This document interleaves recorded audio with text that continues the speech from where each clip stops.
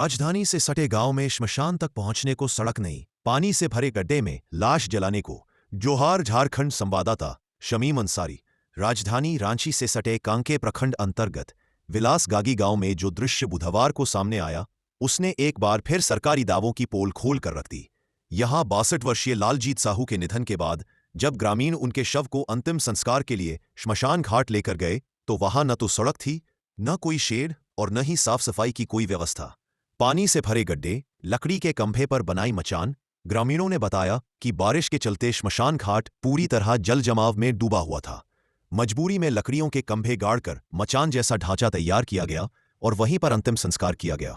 यह दृश्य न केवल दिल दहला देने वाला था, बल्कि पूरे सिस्टम पर एक बड़ा प्रश्न चिन्ह भी था। विकास के दावे शर्मसार, नेताओं ने सिर्फ वादे किए। आक्रोशित ग्रामीण गांव के लोगों ने बताया कि श्मशान घाट तक पक्की सड़क और वहां शेड निर्माण के लिए कई बार सांसद और पूर्व विधायक को आवेदन दिया गया, लेकिन आज तक किसी ने सुध नहीं ली। ग्रामीणों का कहना है, हर चुनाव में नेता आते हैं, वादे करते हैं, लेकिन श्मशान जैसी मूलभूत सुविधा तक नहीं मिल पाई। क्या मरने के बाद भी इंसान को इज्जत नहीं मिलेगी? वोट बहिष्कार की चेतावनी। ग्रामीणों ने इस बार स्पष्ट शब्दों में कहा है कि अगर जल्द ही श्मशान घाट तक पक्की सड़क और शेड नहीं बनवाया गया, तो आगामी चुनाव में हम वोट का बहिष्कार करेंगे।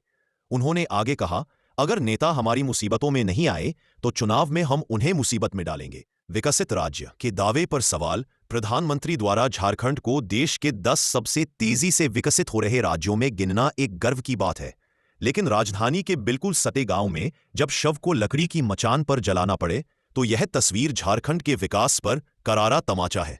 जोहार झारखंड की 3 मांगे, अब नहीं रुकेगी आवाज। पहला, श्मशान घाट तक पक्की सड़क का तत्काल निर्माण किया जाए। दूसरा, बरसात में जल जमाव से बचाव हेतु जल निकासी की व्यवस्था और श्मशान में पक्की जमीन बनाई जाए। तीसरा, श्मशान स्थल पर शीघ्र शेड निर्माण हो ताकि अंतिम संस्कार सम्मान पूर्वक हो सके।